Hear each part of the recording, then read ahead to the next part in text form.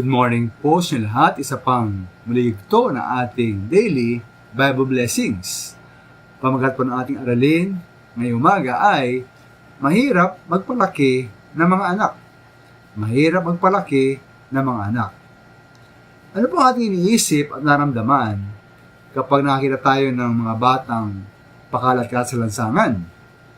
At minsan humihingi po ng limos. Naawa ba kayo?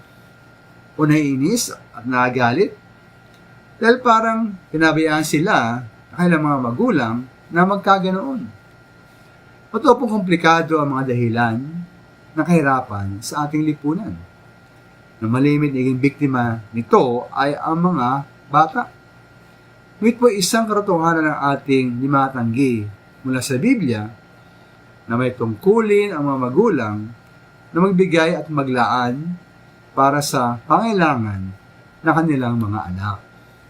Halimbawa po ay sa unang Timoteo 5:8, sabi roon, ang sino mang hindi kumakalinga sa kanyang mga kamag-anak, lalo na sa mga kabilang sa kanyang pamilya, ay tumatalikod sa pananampalataya at mas masama pa kaysa sa isang di manampalataya. Kaya patungkulin po ng mga magulang na kumalinga at mag-alaga sa kanilang mga anak bilang kabilang sa kanilang pamilya.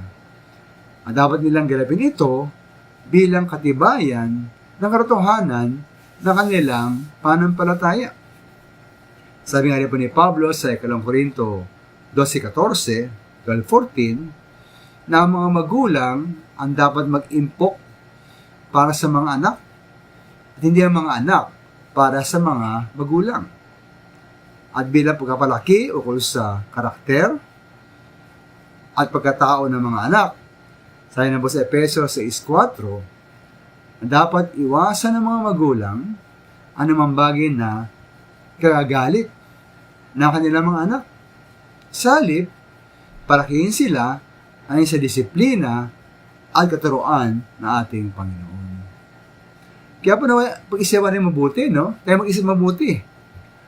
At isip mabuti ang ating mga tungkulin at pananagutan na magpalaki ng mahusay sa mga anak bago tayo mag-asawa at bago tayo magkaroon ng anak.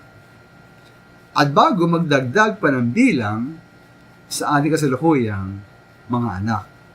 Dato mga minamahal, mahirap magpalaki ng mga anak. Salamat po.